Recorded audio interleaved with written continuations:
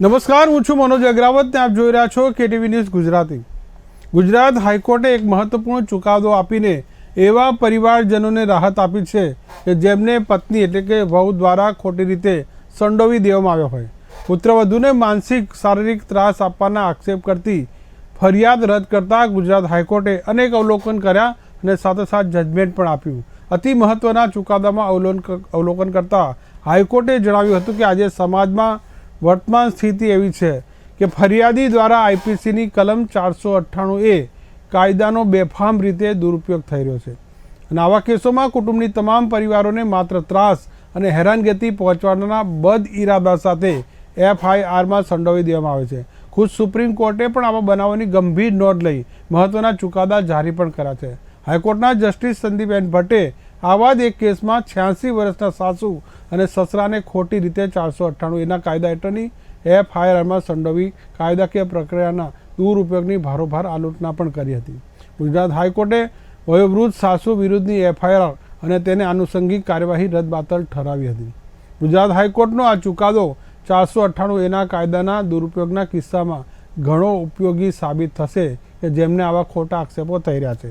હાઈકોર્ટે ફરી એ વાતનો પુનરોચ્ચાર પણ કર્યો કે ફોજદારી કાર્યવાહીનો દુરુપયોગ કોઈને હેરાન કરવા માટે કે અંગત બદલો લેવાના બદ ઇરાદાથી થવો ન જોઈએ। આ કેસમાં અરજદાર સાસુ સસરા વિરુદ્ધ એફઆઈઆરમાં જનરલ આક્ષેપો કરવામાં આવે છે અને તેઓને આ પોલીસ ફરિયાદમાં ખોટી રીતે સંડોવી દેવાય છે। આ કેસમાં અરજદાર ફરિયાદીના સાસુ સસરા થાય છે અને તેમની ઉંમરની બાબત પણ અત્રે ધ્યાનમાં લેવી ખૂબ જ જરૂરી બને છે। અરજદાર સાસુએ જ્યારે કોસિંગ પિટિશન 2017માં દાખલ કરી ત્યારે તેઓ 80 વર્ષના હતા અને અત્યારે તેઓ 86 વર્ષના થયા છે। આમ અરજદારની ઉંમર અને પોલીસ ફરિયાદના જનરલ આક્ષેપોને ધ્યાનમાં લેતા જો આ ફરિયાદ ચાલુ રાખવામાં આવે તો તે કાયદાકીય પ્રક્રિયાના દુરુપયોગ સમાન ગણાશે અને પરિણામે કોઈ ફળશ્રુતિ કે હેતુ પરિપૂર્ણ થાય તેમ નથી। આ સંજોગોમાં અરજદાર સાસુ સસરા વિરુદ્ધની એફઆઈઆર અને એનું આનુષંગિક કાર્યવાહી રદબાતલ ઠરવામાં આવે છે। અરજદાર સાસુ સસરા તરફથી જે રીટ કરાઈ હતી અને તેમાં રજૂઆત કરાઈ હતી તે પણ ખૂબ જ મહત્વપૂર્ણ છે। તેમની પુત્રવધુએ તેઓની વિરુદ્ધ બિલકુલ ખોટી રીતે એફઆઈઆર નોંધાવી છે। હકીકતમાં અરજદારો તો વયોવૃદ્ધ છે અને તેઓ પોતે જ વૃદ્ધાવસ્થા સામે ઝઝૂમી રહ્યા છે। પુત્રવધુને માનસિક શારીરિક ત્રાસના આક્ષેપો બિલકુલ ખોટા અને પાયા વિહોણા છે તેવું હાઈકોર્ટે નોંધ્યું છે। ફરિયાદમાં જનરલ આક્ષેપો કરી દેવાયા હતા પરંતુ તેના સમર્થનમાં કે તેને પુરવાર કરી શકે તેવા કોઈ નક્કર પુરાવા નથી। માત્ર પરિવારને હેરાન કરવા અને અંગત બદલો લેવાના બદ ઇરાદાથી જ આ પ્રકારની એફઆઈઆર અરજદારો વિરુદ્ધ કરીને તેઓને ભયંકર રીતે હેરાન પરેશાન અને ત્રાસ પહોંચાડી રહ્યો છે। તેથી હાઈકોર્ટ કેસના સંજોગો, અરજદારની વયોવૃદ્ધ અવસ્થા અને ખાસ કરીને ઉંમર સહિતના સઘળા પાસાઓને ધ્યાનમાં લઈ અરજદાર વિરુદ્ધની ફરિયાદ રદબાતલ ઠરાવવી જોઈએ। અરજદાર સાસુની દલીલો ગ્રાહ્ય રાખી હાઈકોર્ટે તેમની વિરુદ્ધની આ ફરિયાદ છે રદબાતલ ઠરાવતો હુકમ પણ કર્યો હતો। સૌથી અગત્યની વાત એ છે કે પુત્રવધુ દ્વારા જે ફરિયાદ નોંધાવી હતી તેમાં અરજદાર સાસુ સસરા દ્વારા 2017માં પિટિશન કરાઈ હતી અને આજે તમે વર્ષ ગણો તો 2023 છે। આ સુનાવણી દરમિયાન 2020માં જે વયોવૃદ્ધ સસરા હતા તે ગુજરી પણ ગયા હતા, તેમ છતાં 86 વર્ષના વૃદ્ધા ન્યાય માટે હાઈકોર્ટમાં લડત આપતા રહ્યા। આખરે પતિના નિધનના 2 વર્ષ બાદ તેમને હાઈકોર્ટમાંથી ન્યાય મળતા મોટી રાહત થઈ હતી। આ એક તરફ હાઈકોર્ટે સૌથી મોટી રાહત પણ આપી છે અને ઘણા બધા આ જે ચુકાદો આપ્યો છે હાઈકોર્ટે તેના ચુકાદાને અંતર્ગત જે ખોટી અરજી કરી છે તેની ન્યાયમાં પ્રતીક્ષા પણ કર્યા છે। આપણી સાથે આ મુદ્દે ચર્ચા કરવા માટે હાઈકોર્ટ એડવોકેટ નઝીર અજમેરી પણ જોડાયા છે। નમસ્કાર અજમેરી સર, વાત એ છે કે જ્યારે 498A કલમનું જ્યારે આપણે વાત કરીએ છીએ ત્યારે આ કલમ એવી છે કે સ્ત્રીના હક્કો માટે સ્ત્રીઓને જે અત્યાચાર ક્રૂરતા ભરો જે વ્યવહાર કરાય તેની સામે રક્ષણ આપતી આ કલમ છે।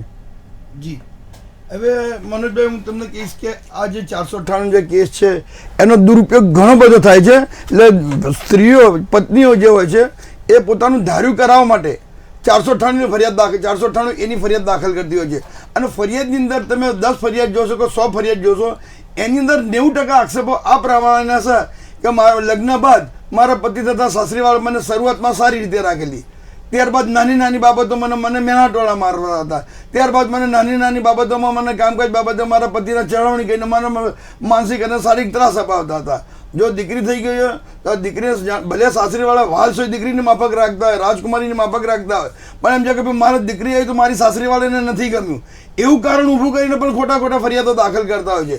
અને પોતાનું ધાર્યું કરાવવાના આશયથી, દાખલા તરીકે પત્ની હોય એવું ધારતી હોય કે ભાઈ મારે મારા પતિથી અલગ રહેવા, પતિને લઈને અલગ રહેવા જવું છે, તો પહેલાં સાસુ સસરાને વાત કરશે કે ભાઈ મારે અલગ રહેવા જવું છે.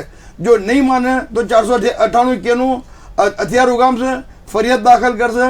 અને સુપ્રીમ કોર્ટે ડાયરેક્શન આપી છે કે ભાઈ 498 હોય, 125 હોય, ડિવોર્સ પિટિશન હોય, પતિ પત્નીના કોઈ પણ ઝઘડા હોય તો સૌ પહેલાં મધ્યસ્થીકરણ કરાવવું જોઈએ. પોલીસ સ્ટેશનને પણ આવા ડાયરેક્શન આપે છે કે ભાઈ તમારે 498 ની અંદર તાત્કાલિક અત્યારે હાલ કોઈ ધરપકડ કરી લેવાની નહીં. તો એની અંદર પણ જ્યારે સેટલમેન્ટ માટે બેસે છે, જ્યારે સમજાવવા માટે બેસે છે, એ વખત જે પત્નીઓ છે તો પોતાનું ધાર્યું કરાવવા માટે, દાખલા તરીકે કે ભાઈ મારે અલગ રહેવા જવું છે તો અલગ રહેતા હોય તો સમાધાન કરવાનું, નહીં તો મારે સમાધાન નથી કે 498 ફરિયાદ દાખલ કરવાની, કોર્ટના ધક્કા ખવડાવવાના. આવી રીતે ઘણી વખત અવારનવાર આવી રીતે થતી. અને આજકાલ જે 498 થવાનું કારણ જે હોય છે, અને ખરેખર તો પૂરા સમાજમાં ને પૂરી દુનિયાની અંદર દરેક ફેમિલીની અંદર આ એક શીખ લેવા જેવી બાબત છે કે લગ્ન બાદ જ્યારે કોઈ પણ દીકરી પિયરના કોન્ટેક્ટમાં સતત રહેતી હોય, પિયરમાંથી ટ્યુશન લેતી હોય, ફોન પર સતત વાતચીત કરતી હોય, તો સમજો એ ઘરની અંદર 99.99% ઝઘડા થવાના છે, 498 દાખલ થવાની છે. અથવા તો જે પત્ની જે હશે એ તે ધાર્યું કરાવવા માટે 498, 125 domestic divorce petition section 9 section 7 પ્રમાણે કોર્ટની અંદર પોલીસ સ્ટેશનને ફરિયાદ દાખલ કરશે, સાસરીવાળાને હેરાન કરવાનું ચાલુ કરશે. બીજી વાત એ છે અજમેરી સર કે વાત એક સ્ત્રીઓને રક્ષણ આપતા કાયદા છે, એક ડોમેસ્ટિક જે એક્ટ છે, જી, જે ડોમેસ્ટિક એક્ટ અને આ 498 બંને કમ્પેરિઝનમાં સ્ત્રીઓને કેટલું રક્ષણ આપી રહ્યા છે? 125 અને ડોમેસ્ટિક બંને થોડાક અલગ કાયદા પડે છે, પણ બંનેનો હેતુ એક સરખો જ હોય છે કે બંનેની અંદર જે પત્ની હોય છે, જે દીકરી હોય છે કે ભાઈ પુત્રવધુ જે હોય છે એને પ્રોટેક્શન આપવાનો છે હેતુ છે. 125 ની અંદર કાયદો જે છે એ ભરણ પોષણ આપતો હોય, પણ એની અંદર ખાલી પત્ની જ ભરણ પોષણ મેળવી શકતી હોય છે એવું નથી હોતું. માતા પિતા પણ પોતાના સંતાનો પાસેથી ભરણ પોષણ મેળવતા હોય છે. જ્યારે ડોમેસ્ટિક વાયલન્સ એક્ટ પ્રમાણે જ્યારે પત્ની હોય છે તે પોતાની સાસરી પક્ષવાળા પાસે વિરુદ્ધમાં જે દાખલ કરે છે અરજી, એની અંદર તે દરેક પ્રકારના ભરણ પોષણ માગે, મકાનનું માગે છે, દવા દારૂ માગે છે, કપડા લત્તાનું માગે છે, ત્યાં સુધી કે એનો માનસિક ત્રાસ પહોંચ્યો હોય એના માટે પણ કમ્પન્સેશન માગે છે. અનેક પ્રકારના મતલબ એની અંદર કમ્પન્સેશન મેળવતી હોય છે. આ રીતનો મતલબ ડોમેસ્ટિક કાયદો ને 125 ભરણ પોષણ કાયદો બતાવે છે. એટલે વાત છે 1983ની કે જ્યારે આ પ્રકારના સ્ત્રીઓ પર અત્યાચારના કેસ વધ્યા ત્યારે 498 કે જે કલમ છે તે આઈપીસીની બનાવવામાં આવી હતી. અને ખાસ કરીને પત્નીઓને, મહિલાઓને, યુવતીઓને રક્ષણ આપવા માટેની આ કલમ. હાલમાં તો આ પતિ સૌથી દુઃખી પતિને તેના પરિવારજનો થઈ રહ્યા છે. જી, હવે 1983 જ્યારે આ કાયદો લાગુ પાડવામાં આવ્યો, નો ડાઉટ કે સમાજની અંદર દૂષણ હોય છે, દેશનું પણ દૂષણ હોય છે, પણ એની અંદરથી બધા સાચા નથી હોતા કેસ. પહેલાં સમજો કે બનાવ બનતો હતો, માનસિક સાહિત્ય ત્રાસ આપતા હતા, દીકરીની જન્મ થાય તો ત્રાસ આપતા હતા, ખાસ કરીને દેશના કારણે ઘણા સમાજની અંદર દેશની માગણી થતી હોય છે, દેશનું દૂષણ હોય છે. એ દૂષણની સામે જો ખરેખર સાચી ફરિયાદ હોય તો આવકારદાયક છે, એ આવકારદાયક છે એની અંદર. પણ એની અંદર પણ ઘણા ખોટા કેસો થવાની અંદર ચાલુ થઈ ગયેલા છે મનોજભાઈ. એટલે વાત છે આ માત્ર આપણે ગુજરાતી કોમ્યુનિટીની, દરેક સમાજની જો વાત કરીએ તો દરેક સમાજમાં આ જે કલમ છે કેટલી ઉપયોગી છે ને કેટલું દુરુપયોગ છે?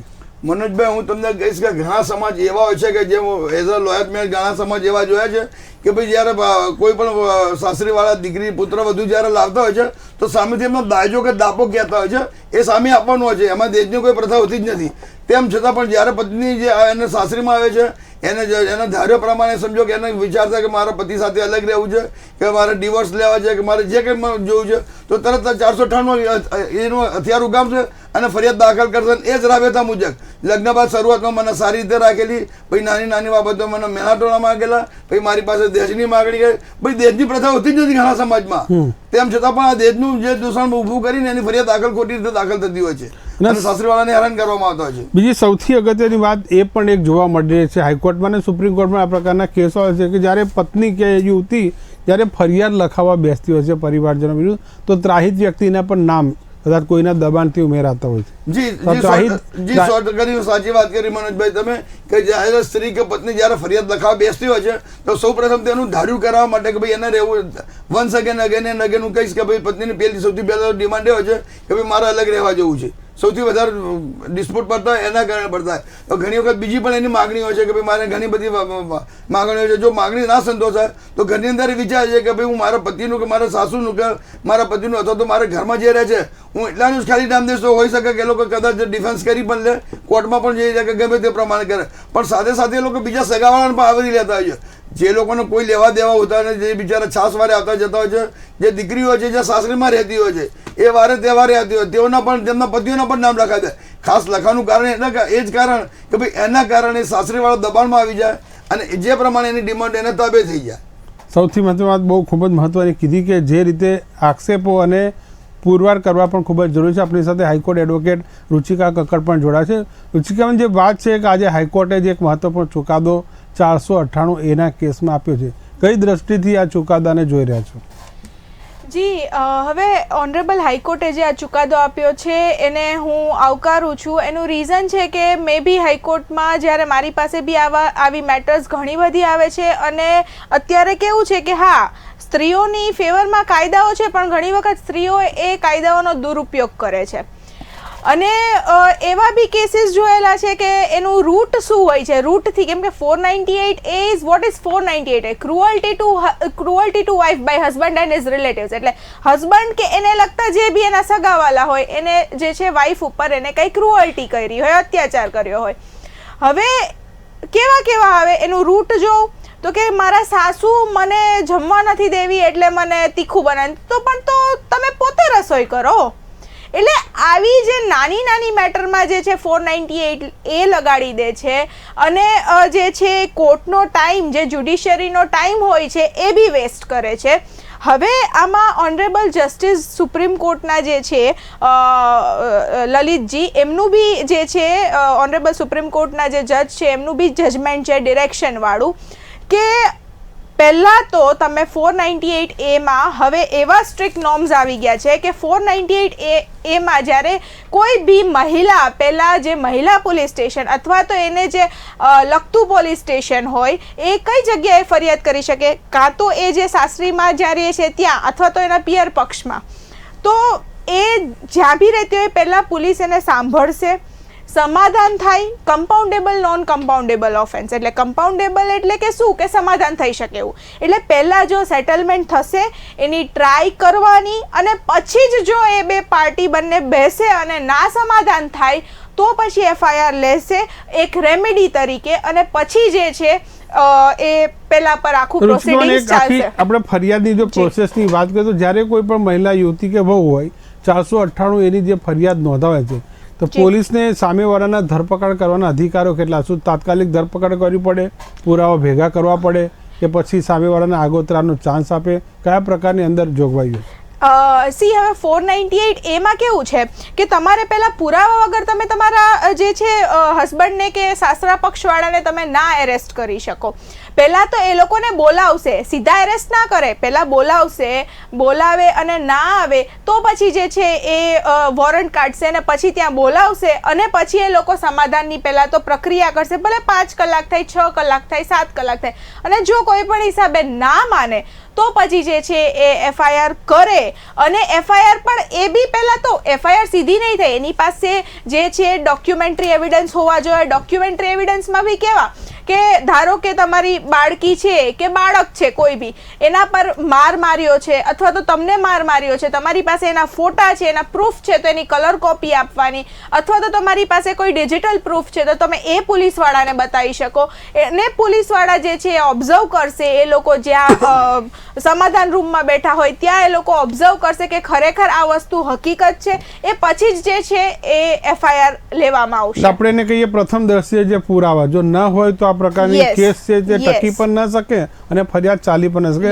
આપણે અજમેરી સાહેબ પાસે, અજમેરી સાહેબ, સુપ્રીમ કોર્ટે જેમ સમય ગયો તેમ આ આઈપીસીમાં ઘણા બધા ફેરફાર પણ કર્યા. 2019માં આ સુપ્રીમ કોર્ટે મહિલા જ્યાં હોય ત્યાંથી તેને ફરિયાદ કરવાનો પણ હક આપ્યો હતો.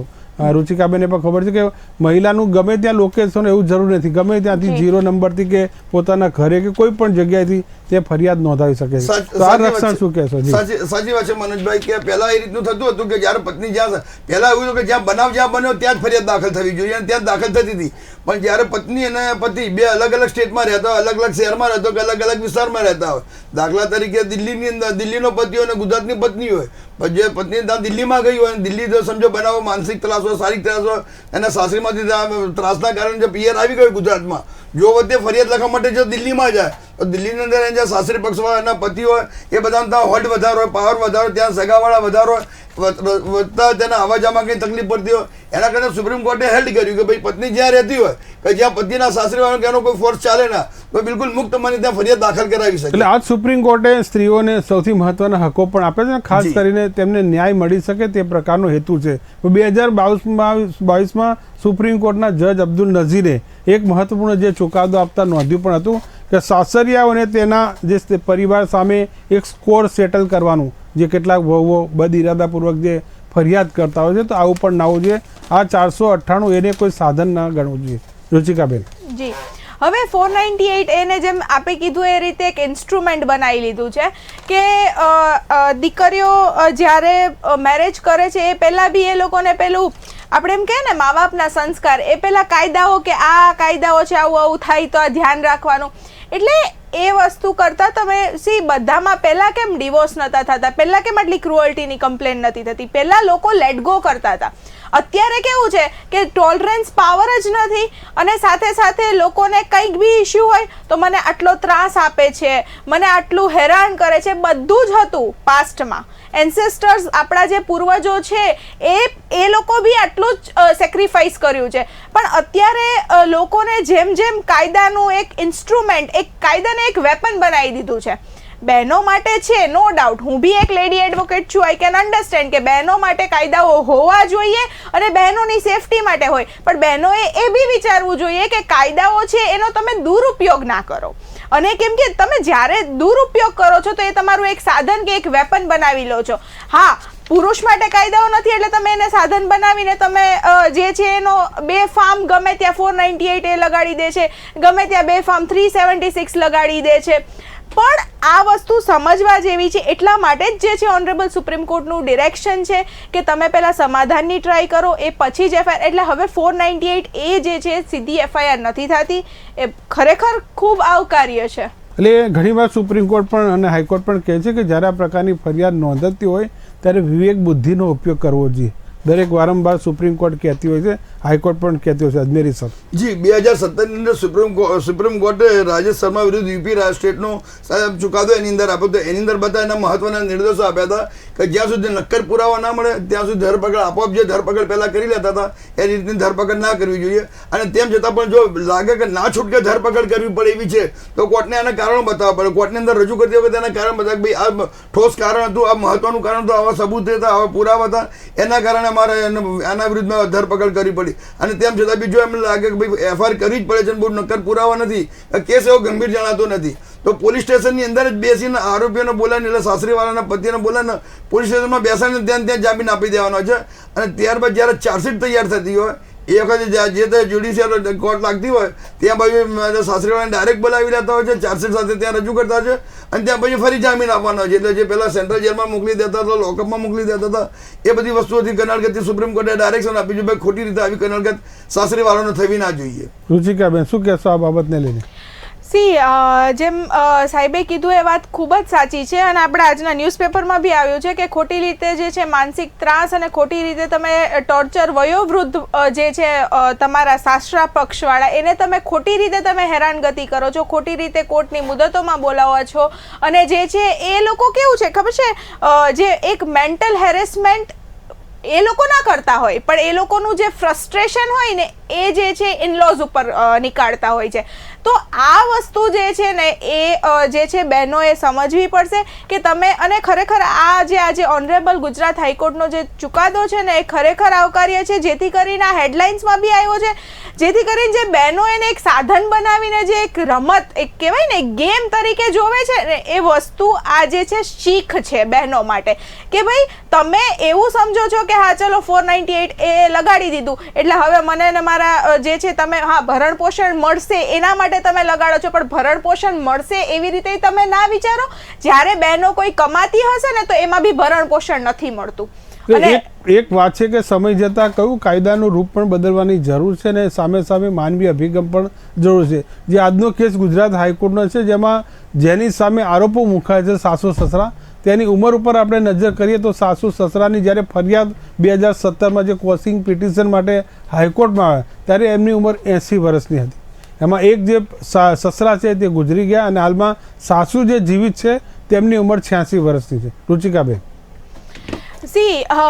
જેમ આપે વાત કરી કે સાસુ સસરાની ઉંમર જે છે 86 વર્ષને અરાઉન્ડિંગ છે, તો તમે એક તો એ જાતિ જિંદગી કહેવાય, અને એમાં તમે એવું કહો કે ચલો તમે હવે કોર્ટમાં મુદત ભરવા આવો ને એના કરતાં તમે આપણે એક વસ્તુ જો કહું ને તો આપણા ઓલ્ડ એજ હોમ વધે છે એનું કારણ શું છે?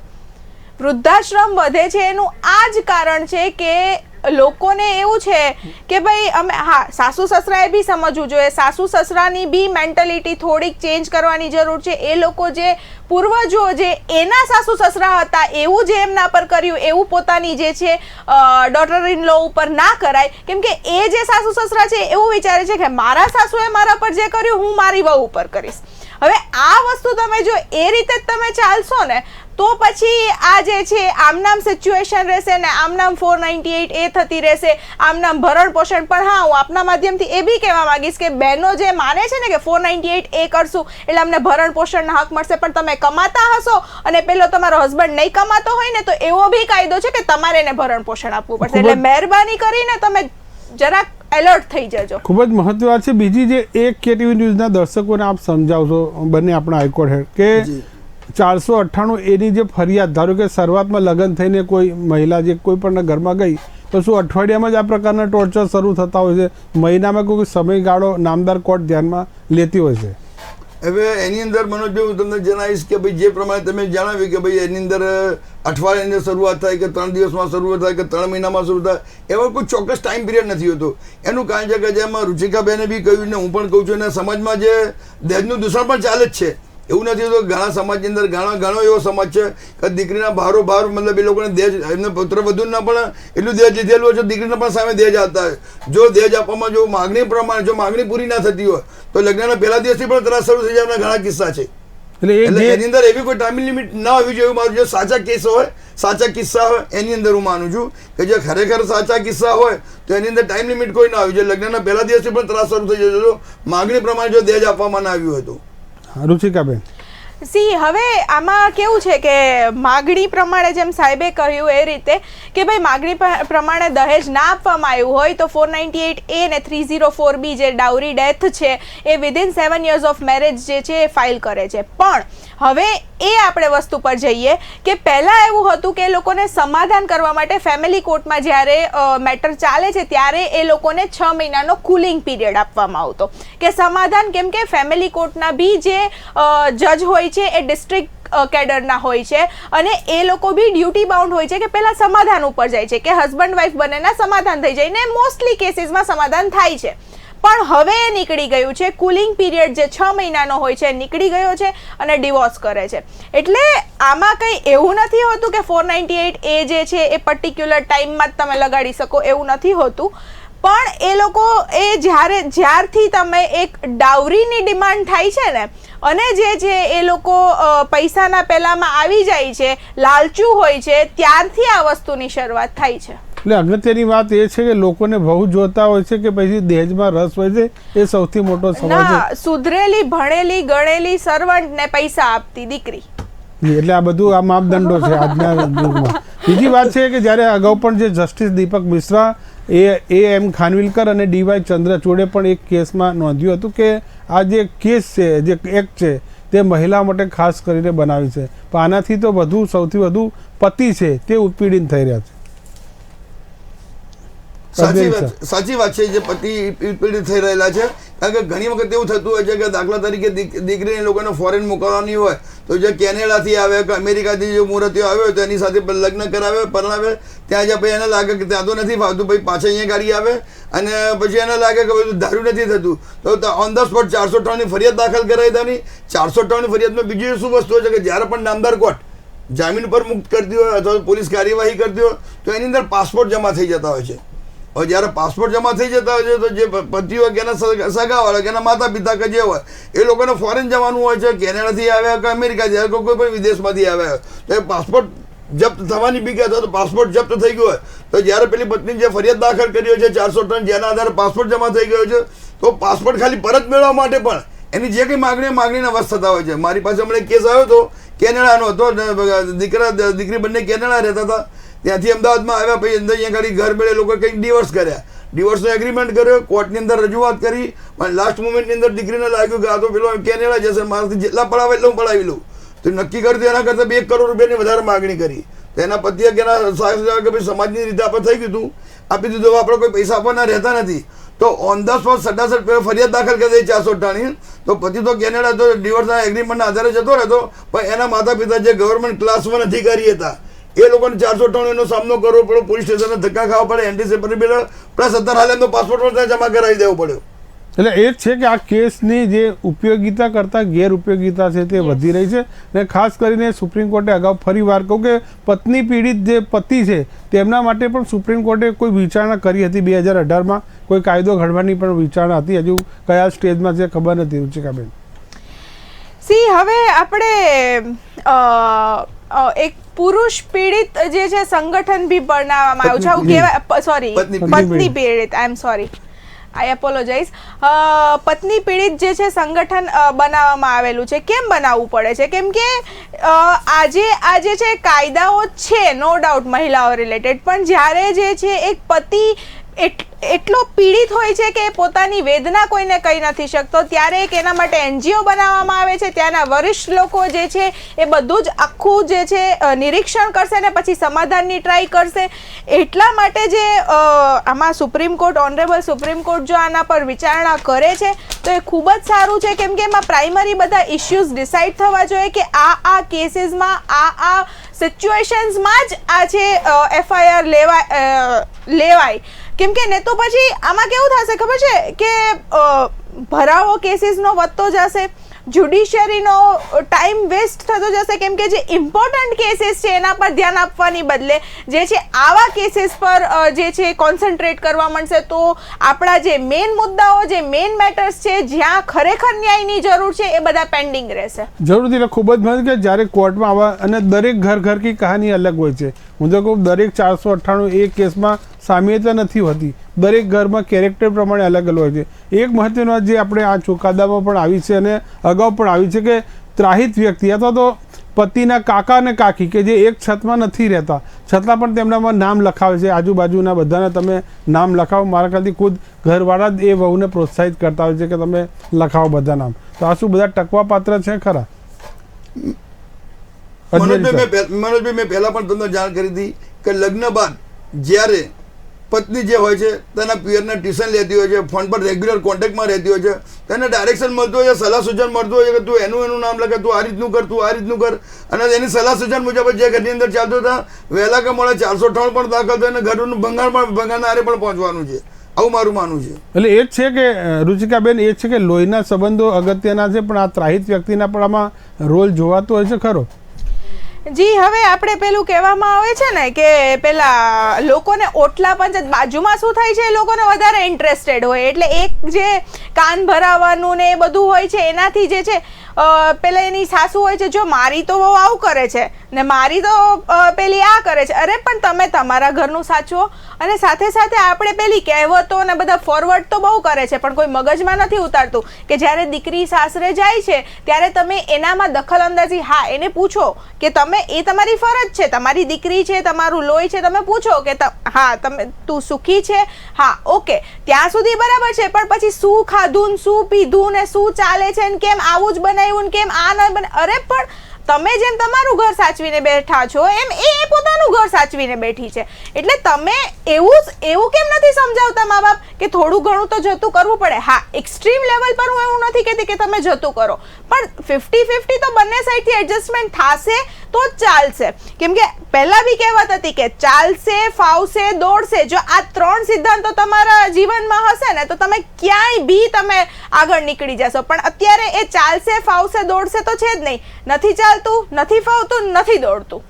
એટલે આ વસ્તુ જે છે એ થોડી ઘણી સમજશે તો જે સુધારો આવશે. ખૂબ જ સૂચક છે અને સમય પ્રમાણે તમે જોશો કે ડાયવોર્સના કેસ પણ વધી રહ્યા છે. અને હાલમાં આપણે અગાઉ ડિબેટમાં તમે પણ હતા સાહેબ પણ કે આજ ચટપકની જે ચટમંગની ને પટ જે છૂટાછેડાના જે કુલિંગ પીરિયડની વાત હતી ને હાઈકોર્ટે એ પણ ક્રૂરતા બતાવી હતી કે એટલો લાંબો સમય પતિ પત્ની કે બંને વચ્ચે અલગ રાખવા એ પણ એક જાતની ક્રૂરતા છે. કારણ કે બંને વચ્ચે કોઈ સહસંબંધ કે મેળાપની શક્યતા જ નથી, તો શા માટે એટલો મોટો ટાઈમ વેસ્ટ કરવો જોઈએ? તો એ છે કે આજની બદલાતી જતી લાઈફસ્ટાઈલ છે તેને કારણે પણ આ પ્રકારના કેસો વધી રહ્યા છે. અજમેર સર, વાત છે કે દીકરી અને વહુનું જે કમ્પેરિઝન, પોતાની દીકરીને તમે સામે જશે તો અનેક અપેક્ષાઓ છે, અને જ્યારે પોતાના જ ઘરમાં વહુ આવે છે તો તેની નજર બદલાઈ જાય છે. ભાઈ સાચી વાત છે. તમે કીધું મેં જેમ આ બેન રુચિકા બેને કહ્યું વોટ્સઅપ પર જે મેસેજો આવે છે, જે વડલા પંચાયત ચાલતી હોય તો એની અંદર એવું કે મારો જમાઈ તો એટલો સારો છે કે ભાઈ મારી દીકરીને મતલબ રોજ સવારે મતલબ ચા પાણી બનાવીને આપે, આવતા સાથે એને ફરવા લઈ જાય.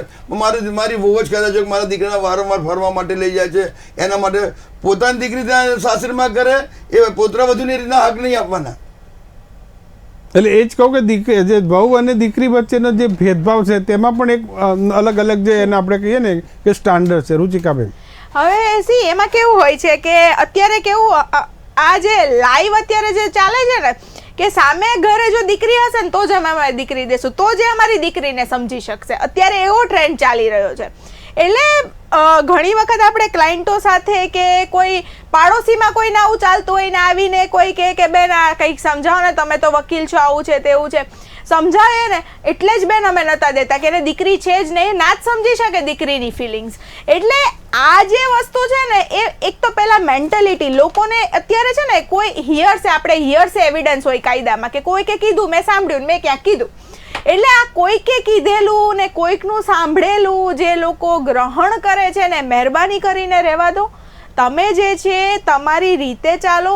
એવું નથી કે એના ઘરે જે થયું એ જ તમારા ઘરે થવાનું છે, એવું નથી કે એ જેમ કહેશે એમ જ થવાનું છે. એટલે જ્યારે આ સમાજ સમજશે ત્યારે જ આ જે 498A 304B આ જે બધું છે ઘટશે. અજમેરી સર, એક વાત એ હમણાં થોડા સમય પહેલાં જ એક મોબાઈલને લઈને આખા ગુજરાતમાં ટોક ઓફ ધ ટાઉન કિસ્સો બન્યો હતો કે એની દીકરીને એક નાનો ફોન જે સસ્તો ઓછી કંપનીનો આપ્યો હતો. આખા ગુજરાતમાં આખી જે રમૂજી ભર્યો કેસ પણ હકીકત હતી કે જ્યારે તમે નાનો ફોન બી તમારું સ્ટેટસ છે તમને નાના બતાવી રહ્યા છે. એ પણ એક ઘર ભંગારનું એક કારણ છે. જી 100% આજે જે વોટ્સઅપ પર ફોન પર સોશિયલ મીડિયા પર જે પ્રમાણે અત્યારે જે સોશિયલ મીડિયા પર જે સિરીઝો આવતી હોય છે એ બધું આવતું હોય એનું પણ એક મહત્વનું કારણ કે તમે 3-4 સિરિયલો જો ઘણી બધી ત્યાં છે ને 90% તમે સિરિયલ જો તો એક પતિ હોય અને 3 પત્નીઓ, ત્રીજી પત્નીના ચોથા સાથે ચાલતું ને એકને બીજા સાથે ચાલતું ને આ બધા સંસ્કારો આ બધું મોબાઈલને બધાના કારણે પણ આ બધા ઘરભંગારનું તો શક્યતા માનું છું કે ઝઘડા થવાના કારણો અને દેખાદેખી જે સિરિયલમાં જોવે કે સિરિયલને જો પેલી કેવો ડ્રેસ પહેરો, મારે પણ જો પેલી એની નણંદને કેવું રાખે, જો પેલી એની બેનને કેવું રાખે, એની પત્નીને કેવું રાખે, એ જોઈને પણ ઘરની અંદર એ લોકો શીખે ભાઈ અમારે પણ આવું જોઈએ ને અમારે પણ આવું જોઈએ. એક અગત્યનો સવાલ રુચિકાબેન કે આજની જે અપેક્ષાઓ છે એ પણ 5G કરતાં પણ ફાસ્ટ છે. લોકોની દિન પ્રતિદિન છે અપેક્ષાઓ વધતી જાય છે. એનું પણ એક કારણ હોઈ શકે આ 498 એના કેસો વધતા પાછળ. હવે અપેક્ષાઓ આપણે એવું કહીએ છે ને કે કોઈને તમે દીધેલું હોય તો એની પાસે એક્સપેક્ટેશન ના રાખો. અત્યારે લોકો એક તો અન્ડરસ્ટેન્ડિંગ નથી, લોકોમાં મિસઅન્ડરસ્ટેન્ડિંગ છે, સાથે સાથે ડિફરન્સ ઓફ ઓપિનિયન છે, ટોલરન્સ પાવર નથી અને અપેક્ષાઓ વધતી જ જાય છે. હવે અપેક્ષાઓ ક્યારે વધે? લવ મેરેજીસ થાય છે તો કે તે મને આવું કીધું તું, હવે મેં તારી સાથે મેરેજ કર્યું તો તારે મને આ આપવું જ પડશે. આ વસ્તુ જ ખોટી છે. તમે શું જોઈને તો તમે લવ મેરેજ કર્યા? અચ્છા, લવ મેરેજને વાત જવા દો. એરેન્જ મેરેજમાં તમે આવું કીધું તું, આપણે આવી વાત થઈ હતી ફર્સ્ટ મીટિંગમાં, એટલે એમાં આવું થયું. પણ એવું કેમ નથી વિચારતા કે તમે તમારું એક ફેમિલી બનાવો છો તો તમે એ વિચારો કે જ્યારે સુખ, લોકો ફેરા તો લે છે સુખ દુઃખના સાથી, પણ સુખમાં સાથી હોય છે, દુઃખમાં નથી હોતા. એટલે આ વસ્તુ, અને જેમ સાહેબે વાત કરી કે સિરિયલ્સ, હવે આ સિરિયલ્સનો તો લોકોને સમજ નથી પડતી. ઘરે ઘરે સિરિયલ્સ જોવામાં આવે છે. હું તો મેં તો નાનપણથી ક્યારે એવું નથી જોયું કે મારા મમ્મી કોઈ દિવસ સિરિયલ ચાલુ કરી હશે. ઘણા બધા આવે છે, એન્ટરટેનમેન્ટ શો આવે છે, તમારે સ્પિરિચ્યુઅલ શો આવે છે, રિયાલિટી શોઝ આવે છે. તો તમે એવું જો માઇન્ડ ફ્રેશ કરવા માટે લોકો સિરિયલ્સ જોઈ અને ઘરમાં ઝઘડા કરે છે. હવે એ સમજવું પડશે લોકોએ કે એક ઇમેજિનરી વર્લ્ડ છે, એ રિયાલિટી નથી. રિયલમાં બધાને પોતપોતાના ઘર છે, બધા આપણી જેમ જ રહે છે, પણ એ ઇમેજિનરી વર્લ્ડ છે, એને લોકો રિયલ સમજી અને કે પેલા એ આવું પહેર્યું છે, પેલી એને આવું કરે છે. અરે આ બધું જ ખોટું છે. બીજી વાત અગત્યની આપણે કરી કે 498 કેસમાં સૌથી જે કફોડી હાલત છે તે પતિની થતી હોય છે. આપણે કહીએ સોડી વચ્ચે સોપારી. જ્યારે પોતાની પત્ની સાસુ સસરા સામે જ્યારે ફરિયાદ નોંધાતી હોય છે ત્યારે પતિનું નિવેદન પણ અગત્યનું બની જતું હોય છે. અજમેરી સર, જો પત્નીનો પક્ષ લે તો 100% સાચી વાત કરી મનોજભાઈ તમે. જો પતિના ઝઘડા, પતિ સાસુના ઝઘડાની વચ્ચે, માતાના પતિના ઝઘડાની વચ્ચે જો એની માતાનું ખેંચવાઈ જશે તો એમ કહે કે જો માવડીઓ આવી ગયો, જો એની પત્ની કહે કે જો અરે બહુ ગેલો આવી ગયો. હવે બંને એની હકીકતમાં જોવા જાય તો પતિ માટે બંને સ્ત્રીઓ એના માટે મહત્વની, એક એને દુનિયા બતાવી છે એની માં, અને બીજી છે એની દુનિયા છોડીને આવેલી છે એની પત્ની. તો એને બેલેન્સિંગ કરીને રાખવું જોઈએ. એને હું મારી પોતાની જ વાત કરું છું કે ભાઈ મારા મધરના, મારી પત્ની, અમે સાથે રહેતા હતા, ક્યારેય એકબીજાના કારણે મારે ક્યારેય ઝઘડો નથી થયો. મારી પત્ની પણ મારી માતાને એની સગીમાંથી વધારે રાખે, મારી માતા પણ મારી પત્નીને એની સગી દીકરીથી વધારે રાખે, પણ હું પણ એ રીતે બેલેન્સ કરીને રહેતો હતો. મને એના માટે પ્રાઉડ છે ખરેખર. એટલે દરેક ઘરમાં તમારા જે વ્યક્તિની જરૂર છે આ સમાજમાં, તો 498 એક કેસ છે ઘટતા જશે. રુચિકાબેન, વાત એ છે કે ભલે વહુ અત્યારે બહુગીરી કરે પણ આગળ જતા એ પણ સાસુ તો બનવાના છે. એક્ઝેક્ટલી, બસ આ ખરેખર સિરિયલ બંધ થઈ ગઈ, બહુ પહેલા આવતી હતી, પણ અત્યારે તો નો ડાઉટ સ્મૃતિ ઈરાનીજી મિનિસ્ટર છે એટલે તો બંધ થવાની જ હતી. પણ ખરેખર એ વસ્તુ વિચારવી જોઈએ. અને લોકો અત્યારે એવું નથી માનતા કે નથી સમજતા. કર્મ બિલીવર ઘણા હોય છે અને એવું બી માને છે કે આજે જે મેં મારી સાસુ સાથે કર્યું છે ને, કાલે મારી સાથે બી આ કઈ ને કઈ રૂપે આ ચક્ર ફરીને પાછું આવશે જ. જો આ વસ્તુ લોકો સમજશે ને કે ભાઈ આજે જે હું મારી વહુ સાથે કરું છું ને, કાલ સવારે આ વસ્તુ મારી સાથે બી થવાની છે. એ તમે બી સાસુ બનશો, દીકરી હશે તો બી સાસુ બનવાના છો, દીકરો હશે તો બી સાસુ બનવાના જ છો. એટલે આ વસ્તુ જે છે એ લોકોએ સમજવી પડશે, તો જ જે છે આનો ઉકેલ આવશે. જો કદાચ 498 એના જો કેસની આપણે જો મૂળભૂત, જો આપણે મૂળ સુધી જઈએ સમસ્યાની, તો એક છે કે અવિભક્ત કુટુંબ, આપણે જે કે સંયુક્ત કુટુંબ HUF, અને હવે પરિવારો તૂટી રહ્યા છે ધીરે ધીરે સિંગલ. અજમેરી સાહેબ જી, જ્યારે પહેલાના જમાનામાં આપણે વાત કરીએ, છેલ્લા સમજણ કાશી 20-25-30 વર્ષ પહેલા સુધીની વાત કરું તો જે સંયુક્ત કુટુંબ રહેતું હતું, એક જ ચૂલો હતો, એક જ ચૂલાને 50-50 60 લોકો જમતા હતા, એક જ ઘરની અંદર એક હતો. કુટુંબ એટલા મોટા હતા કે માતા પિતાના લગભગ 8-10 સંતાનો હતા, 5-6 છોકરાઓ હતા, 3-4 દીકરીઓ હતી, દીકરાઓ પરણાયેલા, દીકરાના ઘરે બી દીકરાઓ, તેમ છતાં પણ એક જ ચૂલામાં ચાલતું હતું. અને કોઈનું માથું દુખે તો બાકીનું આખું કુટુંબ ભેગું થઈ જતું હતું. અત્યારે એ રીતની વાત જ નથી. રહેતા તો એક માતા પિતાનું એકમાત્ર સંતાન હોય તો પણ અલગ રહેવાની શક્યતા. ત્યાં સુધી કે મોટું ઘર ના તો એક ઘરની અંદર 2 અલગ અલગ ચૂલા કરવા સુધીની વાતચીત નોબત આવી ગયેલી છે. અને જે રહ્યો સવાલ બેને જે કહ્યું, ઘરડા ઘર જે વધતા જાય છે, ઘરડા ઘર જ્યારે પણ બની જાય, જે માતા હોય, પિતા હોય, કોઈ પણ ઘરડી વ્યક્તિ હોય, એ ક્યારે થાય છે કે જ્યારે દીકરાના લગ્ન થયા બાદ જ ઘરડા ઘરે જવાનું છે. જ્યાં સુધી દીકરાના લગ્ન નથી થતા ત્યાં ઘરડા ઘરે જવાની એની જરૂરત જ નથી પડતી હતી. એટલે તમામમાં એક ફ્રીડમ વસ્તુ છે. રુચિકાબેને કહે કે દરેક આપણી દીકરી હોય, બેન હોય, ગમે તે સામે કે આવતા હોય તે અલગ થવાની વાતો કરે. સ્વતંત્રતા દરેકને જરૂરી છે, અને આ શું યોગ્ય છે? સ્વતંત્ર રહેવું દરેકને અધિકાર છે. સ્વતંત્રતાનો અધિકાર બધાને છે, હું બી માનું છું, પણ સ્વચ્છંદતાનો નહીં. બધા માટે સ્વતંત્રતા તો છે જ. આપણો દેશ સ્વતંત્ર થયો એટલે બધાએ સ્વતંત્રતા બધાની છે જ, નો ડાઉટ. પણ પછી વાત સ્વચ્છંદતાની આવી જાય છે. કેમ? તો હું તમારો મોબાઈલ ચેક નથી કરતી, તમારે મારો મોબાઈલ ચેક નહીં કરવાનો. હું તમને પૂછું છું તમે ક્યાં જાઓ છો, તમે મને કેમ પૂછો છો? અરે તો તમારે મેરેજ જ કરવાની જરૂર નથી. Simple as that. એટલે અત્યારે જે સિચ્યુએશન છે, દીકરીઓને દીકરાઓને કેમ નથી ખબર પડતી કે જોઈન્ટ ફેમિલીમાં આટલું જતું કરવું પડે છે. આપણા મમ્મી પપ્પાએ બી કરેલું છે. હા, જેના ઓલ્ડ એજ પેરેન્ટ્સ હશે ને, જેની સાથે રહેતું હશે ને, એનું ગ્રાન્ડ ચાઇલ્ડ જોજો તમે.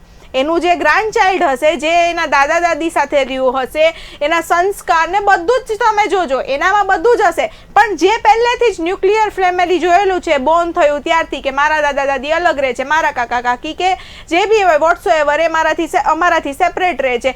ન્યુક્લિયર ફેમિલી જોયા હશે જેને એ ટોલરન્સ પાવર, એટલે એ જ્યારથી મેરેજ થશે ને ત્યારથી જ જુદા થવાની વાત કરશે. એટલે બીજી વસ્તુ છે ડ્રેસ, સાડી અને જે ડ્રેસની લડાઈ દરેક ઘરમાં અત્યારે જોવા મળે છે. કદાચ 498 એનું જે કારણ કદાચ એક પણ હોઈ શકે. અજમેરી સર, આ ડ્રેસ માટે એની જે તમે વાત કરો છો તો ફેમિલી પ્રમાણે છે. જેમ બેને કહ્યું કે જે જોઈન્ટ ફેમિલી રહેતા હશે ત્યાં ડ્રેસ માટે બહુ લાંબી માથાકૂટ હતા. આ જ્યારે અલગ રહેવાનું જતા હશે, ખાસ કરીને તો હોઈ શકે છે કે ભાઈ જે સિરિયલોમાં જે ડ્રેસો બતાવેલા છે એ પ્રમાણે એમને સાડી જોતી, એ પ્રમાણે ડ્રેસ પહેરતા હોય. અને જે જૂનવાણી મગજના માતા પિતા જે હોય એ શોર્ટ પેન્ટ કે શોર્ટ કટ કે શોર્ટ રીતના જે ડ્રેસ મતલબ એફોર્ડ તો બરાબર લોકો જોવાનું પણ પસંદ કરી શકતા હોય. તો એની અંદર યાર જે પતિ બિચારો જે હોય એનો મરો થતો પત્ની કે મારા આવા કપડાં પહેરે, માતા પિતા કે ભાઈ આવા કપડાં અમારા ઘરમાં ના ચાલે. પણ થોડી વચ્ચે સોપારી જેવું જેમ તમે કહ્યું એ પ્રમાણે એનો ચિંતા. પણ તમારી દીકરીને સામેના પક્ષમાં જુઓ તો તેને સારું પહેરવું ગમે, એ તમે આગ્રહ રાખો છો, તમારી વહુને કેમ નહીં? જુઓ, ઉપરવાળા મહેરબાની છે કે ભાઈ મારે 2 દીકરા છે, દીકરી નથી, તેમ છતાં પણ મારી જે પુત્રવધુ જે છે એને મેં દીકરીથી પણ અધિક રાખેલી છે. મારી પુત્રવધુનો પણ તમે પૂછી શકો છો. અને એને પણ સારા સંસ્કારી ઘરની છે. સંસ્કાર પ્રમાણે એને પણ જે પહેરવું, ઓઢવું, હરવું ફરવું હોય તે પ્રમાણે મેં એને છૂટ આપેલી છે. રુચિકાબેન, હવે જો એ પહેરવેશની વાત આવે તો હું એક વસ્તુ કહીશ કે આપણે કેવું છે ખબર છે, આપણે લોકો એવું કહે છે કે તમે થોડા સ્ટ્રેટ ફોરવર્ડ બનો. દીકરીઓને એવું કહેવામાં આવે છે કે દીકરીઓ જ્યારે સાસરે જાય છે ત્યારે એના મમ્મી પપ્પા જો સ્ટ્રેટ ફોરવર્ડ ના હોય તો એને એવું કહે છે સ્ટ્રેટ ફોરવર્ડ બનો, આપણે ત્યાં જવાનું છે, થોડુંક આમ વેસ્ટર્ન વેર પહેરવો અથવા તો એથનિક વેર પહેરો, સાડી નહીં પહેરવાની. કેમ? અત્યારે આપણે અબ્રોડમાં જોઈએ છે કે લોકો ઇસ્કોનમાં જાય છે, ત્યાંની બધી નારીઓ જે છે સાડી પહેરીને જાય છે, અને આઈના આપણા જે છે પેન્ટ ઉપર ને એના ઉપર જાય છે. કેમ તમે એ નથી સમજતા કે તમારો આ જે પહેરવેશ છે એ આપણી સંસ્કૃતિની નિશાની છે? અને તમે હું એક જો મોટિવેશન આપવા માગીશ આપના માધ્યમથી કે તમે કોઈ બી લેડી જે આગળ સુધી ટોપ જે લેવલ ઉપર પીક ઉપર પહોંચી હોય સક્સેસમાં, એના મમ્મી પપ્પા જોજો એટલા જ સિમ્પલ હશે અને એટલા જ જે છે સોબર હશે. એ સાડી બી પહેરે, એ સાડી જ પહેરતા હશે, જોજો તમે. તો કેમ? એ તો ત્યાં સુધી પહોંચી ગયા. કેમ એના મમ્મી પપ્પાને એવું નથી કહેતા? કેમ કે એને એક્સેપ્ટ કરી લીધું છે કે સી મારા મમ્મી પપ્પા સિમ્પલ છે. લોકોને જે કેવું હોય કે આપણે માઇન્ડથી લોકો સ્ટ્રેટ ફોરવર્ડ બનવાનું છે, માઇન્ડથી નેરો નથી બનવાનું, પણ લોકો પહેરવેશમાં એ જતું રહે છે બધું. એટલે એ જ છે કે આપણું પહેરવેશ છે, ફેમિલી બેકગ્રાઉન્ડ જે લોકો બતાવવાની કોશિશ કરે છે, સ્ટેટસ જે આજકાલ જે લડાઈ છે તે સ્ટેટસની છે. એ બાજુવાળાની પાસે આ ગાડી છે તો મારા પાસે પણ હોવી જ જોઈએ, તેની પાસે આ છે, મારી પાસે આ ફેસિલિટી હોવી જોઈએ. અજમેરી સર, જી એની એ છે કે ભાઈ પેલું પારગે ભાણે લાડુ મોઢા દેખાય તો મતલબ એ પ્રમાણેનું હોય છે કે ભાઈ પહેલાં તો એવું કહેવાતું હતું કે પેલા મતલબ એક જોક જેવું પણ હતું જે મેં વાંચેલું હતું એક વખત કે ભાઈ એક પતિ 2 જણા કોઈ સ્ટોરની અંદર નવું મોડેલનું ટીવી લેવા આવ્યો છે તો એને કહે કે જો મારું ઘર નંબર 451 એક આર્યો છે પણ તારે 380 નંબરથી દરેક ઘેર પૂછતું આવવાનું કે ભાઈ ફલાણા ભાઈ ક્યાં રહે છે, એમનું ટીવી અમારે આપવાનું, ફલાણા ભાઈ ક્યાં એમનો સ્માર્ટ ટીવી, તો જેથી કરીને દરેક ઘેર એમને ખબર પડી જાય ભાઈ એમાં તો આવું સ્માર્ટ ટીવી આવ્યું, અમારે લેટેસ્ટ મોડેલનું આવ્યું. એ પ્રમાણે આવી દેખાદેખી હોય છે. અને જેના ઘરે ગયા છે એના ત્યાં ઝઘડા ચાલુ થઈ ગયા છે. જો પહેલાં એમના ત્યાં આવ્યા તો મારા ત્યાં પણ આવવું જોઈએ મારે. એટલે ઓવરઓલ આપણે મૂળ એ જ છે કે 498 એની જે કેસને આપણે મૂળ મુદ્દા પર આવીએ તો જે આપણે ક્રૂરતાની વાત છે તો એવી રીતે કઈ ક્રૂરતા છે કે આ વહુઓ ઉપર સાસુ સસરા જે વયોવૃદ્ધ દ્વારા કરાતી હોય છે? જો જનરલી અમે જે આક્ષેપો જોતા હોય કે એફઆઈઆર અમે જો જોતા હોઈએ છીએ અથવા તો શરૂઆતમાં જે રીતનું લખાતું હોય છે તો શરૂઆતમાં ફરીથી મેં તમને કહ્યું એ પ્રમાણે જો કે લગ્ન બાદ મને સાસરેવાળા શરૂઆતમાં સારી રીતે રાખતા હતા બેન, બરાબર? પછી આટલા મહિના કે આટલા દિવસ સારી રીતે રાખતા હતા. કોઈ નાની વાતોમાં મને ઝઘડા કરવા પછી મારી સાસુ ને મારી નણંદ ને મારા સસરા મારા પતિને કારણ કે ડાયરેક્ટ મને મારતા તો બતાવે નહીં, એટલે કે મારા પતિને ચડાવતા હતા, એટલે પછી મારા પતિ મને એમની ચડાવવાની મને મારઝૂડ કરતા હતા. એટલે આ રીતનું મારા પતિ મારા સાસુ મને આવું કહેતા, મારા સસરા મને આવું કહેતા હતા, મારી નણંદ આવું કહેતા હતા. એટલે આ રીતનું મતલબ મેન્ટલી ક્રુઅલ્ટીના એલિગેશન જનરલી હોય કે મારા સાસુ મને કહે તને રાતા નથી આવડતું, પેલા કહે તને આમ કરતા નથી આવડતું, તું દહેજમાં ઘણું બધું ઓછું લાવી છે. બસ આ જનરલ તમે 498 100 તમે એફઆઈઆર જો તો 100 માંથી 99 ની અંદર આ બધા એલિગેશન જનરલ એલિગેશન હશે. આખો ફર્મો છે પહેલી ફર્મો એક્ઝેક્ટલી ફર્મો છે. રુચિકાબેન, જેમ સાહેબે કીધું એ ખૂબ જ વાત સાચી છે. આખો ફોર્મેટ જ એક કહેવાય ને મેમો, અમારામાં મેમો ઓફ ધ પિટિશન હોય હાઈકોર્ટમાં, એટલે એક રેડી જ હોય. અમને આટલા દિવસ કે આટલો ટાઈમ સારી રીતે રાખ્યા, પછી જે છે આમને ચડાવતા હતા, હું અહીંયા ઘરે ન હોઉં તો આવું કરે છે, મને મારા મમ્મી સાથે વાત કરવાની ના પાડી, મારા સાસુએ મારા હસબન્ડને કીધું, મારા હસબન્ડે મને કીધું, અચ્છા કંઈ જ ના હોય તો મારી નણંદ મને ટોન્ટ મારતા હતા. અરે એટલે આ જ જે છે એક વસ્તુનું મૂળ છે, બીજું કાંઈ જ નથી. નાની નાની વાતનો એટલો મોટો ઇશ્યુ બને છે કે જેનું મેં તમને પહેલો જ એક્ઝામ્પલ આપ્યું ને, મેં તો લિટરલી આ કોર્ટમાં સાંભળેલું છે. ત્યારે એવું કીધેલું કે ભાઈ મારા સાસુને મને જમવા નથી દેવું એટલે મરચું વધારે, પણ તો તમે રસોઈ બનાવો, તમારે રસોઈ બી નથી બનાવી, તમારે એલિગેશન્સ બી કરવા છે અને તમારે શાંતિથી રહેવા બી નથી દેવું જોઈન્ટ ફેમિલીમાં. આ જ વસ્તુ હોય છે મનોજભાઈ મૂળ. બીજી વાત, આપણે કેટીવીના માધ્યમથી આપણે ડિબેટના ધીરે ધીરે સમાપન તરફ જઈ રહ્યા છે. બીજી વાત એ છે કે 498 એક કેસ કરવો સહેલો કેટલો છે, અઘરો કેટલો છે, કેટલો ટાઈમ લોકો હેરાન થતા હોય છે બંને પાર્ટી. જુઓ, સહેલામાં તો મારું માનવું એવું છે કે જેમ દેવોના જે શસ્ત્રો હતા એમાંથી સૌથી હાઈએસ્ટ જે શસ્ત્ર હતું કે જેનો કોઈ તોડ નહોતો, જે બ્રહ્માસ્ત્ર, એવી રીતે સ્ત્રીઓ માટે 498 જે છે બ્રહ્માસ્ત્ર છે. એ ધારે તેવું એનો ઉપયોગ કરી શકે, ધારે તેવું એને મતલબ પરિણામ મેળવી શકે. એના પતિ પાસેથી, સાસુ પતિ પત્ની પાસે સમજો કે મિલકતમાં હિસ્સો જોઈતો હોય તો 498, અલગ રહેવા જતું હોય તો 498, જો ધારું જોઈતું હોય તો 498, એના પિયર પક્ષમાં કંઈક એને કંઈ કરવું હોય, સપ્લાય કરવું કે ત્યાં મળવા જવું હોય તો 498. એટલે બિલકુલ બ્રહ્માસ્ત્ર જેવો એ લોકો ઉપયોગ કરે છે અને બ્રહ્માસ્ત્રની જેમ 90% એ લોકો પરિણામ પણ મેળવે છે, સફળ પણ થાય છે. કારણ કે કાયદા દરેક માટે છે, પુરુષો માટે પણ છે, સ્ત્રી માટે પણ છે. પણ આપણો સમાજ એવો ઘડાયેલો છે, આપણો સમાજ એવું માને છે, આપણી કોર્ટો પણ એવું માને છે કે સ્ત્રી એટલે અબળા, બાપડી વિચારી, એ લોકો ઉપર જ અત્યાચાર થતો હોય. પુરુષ એટલે એકદમ દુરાચારી, એ લોકો એકદમ પુરુષ હંમેશા ત્રાસ જ ગુજારતો. પણ એવું નથી હોતું, એવી રજૂઆત નથી હોતું. પણ સમાજ હોય, કોર્ટ અગર કોઈ પણ હોય, સ્ત્રીઓની પહેલાં સાંભળજો કે ના એ બિચારી અબળા નારી છે, એ તો થોડી આવું કરતી હશે. કોઈ પત્ની એના પતિને મારે, જો પતિ એવું કહેવા જાય કે મારી પત્નીને મારે તો એને સમાજમાં બદનામી જાય કે પતિથી માર ખાઈ ગયો. અને જો પતિને એક ટપલી પણ મારી દે તો કે જો કેટલો ક્રૂર છે અને પત્નીનો માર કરે છે. જો પત્નીને નોકરી માટે મોકલે તો કે જો પત્નીનું ખાવા માગે છે, જો પત્નીને નોકરી માટે ના મોકલે એની માગણી પ્રમાણે તો કે જો પતિ પર વ્યામ ખાય છે. રુચિકાબેન, આ બ્રહ્માસ્ત્રનો પછી તોડ શું, એનો ઉપાય શું? એનો ઉપાય એટલો જ છે કે આપના માધ્યમથી જે આ ડિબેટ કરી છે એ લોકો જોવે ને લોકો સમજે કે આ નાની નાની વાતમાં જે છે તમે કોર્ટ સુધી ના પહોંચો. હવે મનોજભાઈ ખાસી આપણે આ વાત કરી, હવે એમાં જો 498 એ જેમ સાહેબે કીધું એ રીતે આ સંજોગોમાં થાય છે. પણ અત્યારે ઓનરેબલ સુપ્રીમ કોર્ટનું ડિરેક્શન છે એટલે ત્યાંના જે પીઆઈ હોય છે, પીએસઆઈ હોય છે, જે બી જે ઓફિસર હોય છે ત્યાંના સિનિયર મોસ્ટ, એ બી પહેલાં જોવે છે, એ લોકોનું સમાધાન કરે છે, પછી જ લે છે. કેમ કે હવે જ્યુડિશરી પાસે બી એટલો ટાઈમ નથી, કેમ કે 482ની અંડરમાં જે છે કન્સર્ન કોશિંગ થાય છે, આરોપી ફરિયાદી બે હાજર રહે છે ને ત્યાં સમાધાન થયું હોય છે, એટલે તમારે 482 કરીને તમારી એફઆઈઆર રદ કરાવવા ડિરેક્ટ હાઈકોર્ટ આવવું પડે છે. હવે એમાં જ ખાલી જો પહેલા તો એવો જ ટાઈમ વેસ્ટ થતો કે ખાલી 498 એની જ બધી મેટર્સો જે છે કન્સર્ન કોશિંગમાં જતી, પહેલા બીજા કોઈને પ્રેફરન્સ જ નહોતો જતો. પણ હવે જેમ જેમ આ ઓનરેબલ સુપ્રીમ કોર્ટનું ડિરેક્શન આવ્યું છે કે આ જ કેસમાં, આ જ સિચ્યુએશનમાં તમારે જે છે 498 એની એફઆઈઆર લેવાની, તો બીજા જે સમાધાનની મેટર હોય છે એમાં 482 કરીને ધારો કે નેગો હોય છે અથવા તો બીજી નાની નાની મેટર્સમાં જ્યારે ઇસ્યુ થયા હોય છે અને એફઆઈઆર થઈ હોય છે તો એ ઉપર કોન્સન્ટ્રેટ કરે, કેમ કે આમાં જ્યુડિશિયરીનો ટાઈમ વેસ્ટ થાય છે. એટલે જેમ લોક અદાલતો યોજાય છે તો આના માટે પણ થવું જોઈએ, તો મોટા ભાગના કેસો છે તે નીકળી જાય. પણ અગત્યની વાત એ છે કે કોશિંગ પિટિશનની આપણે જે વાત કરીએ કે જેની સામે થઈ હોય એ કોશિંગ માટે હાઈકોર્ટમાં આવે, પણ એમાં બી હાઈકોર્ટ આમાં પ્રાયોરિટીના ધોરણે કોઈ હિયરિંગ થતું હોય છે, જેમ આજના કેસની વાત છે કે 86 વર્ષના જે સાસુ સસરા.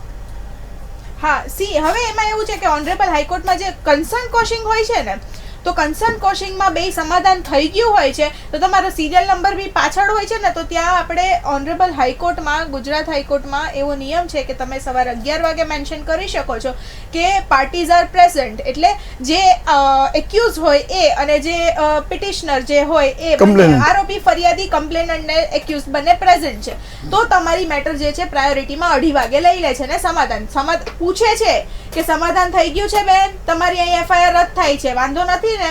ના, બરાબર છે, ઓકે, તો ડન, ચલો એફઆઈઆર રદ, એટલે ત્યાં સમાધાન થઈ જાય છે. એવું નથી કે નથી લેતા હોતા, તમે પ્રાયોરિટી લો એટલે કન્સર્ન કોશિંગને પ્રેફરન્સ આપે છે, કોઈ બી હોય, 498 એ ની હોય કે કોઈ બીજી બી હોય. છેલ્લો એક નાનકડો સવાલ બંને આપણે હાઈકોર્ટ એડવોકેટને કે KTVના માધ્યમથી દર્શકોને શું કહેશો જે આવા કેસથી પીડાઈ રહ્યા છે? KTVના માધ્યમથી દર્શકોને સૌથી પહેલાં તો એ સમજાવીશ કે પતિ હોય કે પત્ની હોય કે માતા પિતા સાથે રહેતા હોય કે સેપરેટ રહેતા હોય, બધાએ લેટ ગો કરવું જોઈએ. સારી રીતે મતલબ સંસાર આગળ ચાલે તે રીતનું થવું જોઈએ. બધાને બેસાડીને સાથે એકબીજા સાથે ચર્ચા કરજો. હું તો કોઈ એક નિયમ બનાવી દેવા કે દરરોજ સાંજે અઠવાડિયામાં 3 વખત અથવા તો દરરોજ સાંજે પૂરી ફેમિલી સાથે બેસીને જમવું જોઈએ. આ અમિતાભ બચ્ચન જે છે એમણે મતલબ અભિષેક બચ્ચને એક ઇન્ટરવ્યુમાં જણાવ્યું હતું કે જ્યારે પણ અમે લોકો સન્ડેના દિવસે બોમ્બેની અંદર રહીએ, મુંબઈની અંદર અમે શૂટિંગમાં જઈએ તો અમારો નિયમ જ છે કે બધા એક જ ડાઇનિંગ ટેબલ પર બધા સાથે બેસીને જમે, બધા એકબીજા સાથે આખા દિવસમાં આખા વીકમાં શું થયું એની ચર્ચા વિચારણા કરવી. જે મોટા એને મોટું દિલમાં રાખવું જોઈએ, નાના હોય એને માફી માગી લેવી જોઈએ, અને જેની પણ ભૂલ થઈ હોય એને માફી માગવામાં જરા પણ લેસ માત્ર વાર કર્યા વગર માફી માગી લેવી જોઈએ, તો સંસારનું ગાડું ચાલશે.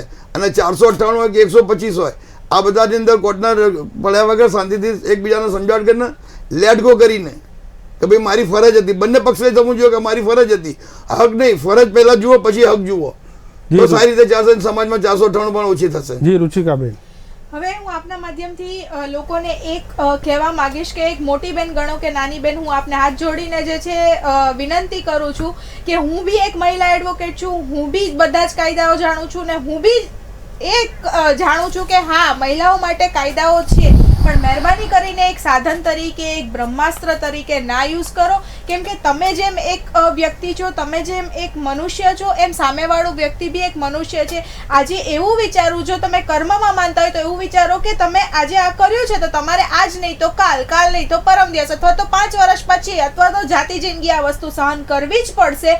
અને સાથે સાથે જેમ સાહેબે કીધું કે તમે એક એવો દિવસ બનાવો, અથવા તો આપણે કેટલા વિડીયોઝ જોઈએ છે, મહિનામાં એક વખત, અચ્છા ચલો એવરી સન્ડે નહીં તો મહિનામાં એક વખત, ક્વાર્ટરલી 15 દિવસે એક વખત તમે લોકો ભેગા બેસો અને જમો, અથવા તો એવું ગેટ ટુગેધર રાખો તમારું ફેમિલીનું, જે મોટું ફેમિલી હોય, ભલે 4 ભાઈઓ હોય તો તમે ગેટ ટુગેધર રાખો, જેથી કરીને છોકરાઓ જોશે, છોકરાઓ ઓળખશે, છોકરાઓમાં સંસ્કાર પડશે. કેમ કે કહેવત છે ને પેલી, the family which it's together stays together. એટલે આ વસ્તુ જો તમારા મગજમાં હશે, કેમ કે આજે તમારી જનરેશન બી મોટી થશે, તમારો દીકરો દીકરી જે છે એ બધું ઓબ્ઝર્વ કરે છે. અત્યારની જનરેશન 2G 3G નથી આપણી જેમ, અત્યારની જનરેશન 5G છે, બધું જ ઓબ્ઝર્વ કરે છે ને બધું જ પછી જે છે એ તમારા પર અમલવારી થશે. ખૂબ જ મહત્વની વાત જે બંને કીધી. આપણે ગુજરાતીમાં કહેવત છે કે વાવશો તેવું લડશો અને બાવળ વાવશો તો કાંટા જ ઉગશે, આંબો નહીં આવે. એ જ રીતે જ્યારે કોર્ટ પગથિયા જ્યારે ચડીએ છીએ ત્યારે ચડતા પહેલાં 100 વાર વિચાર કરવો પડશે કે આપણે જેવી વેદના જે ભોગવે છે તેવી સામેવાળાને પણ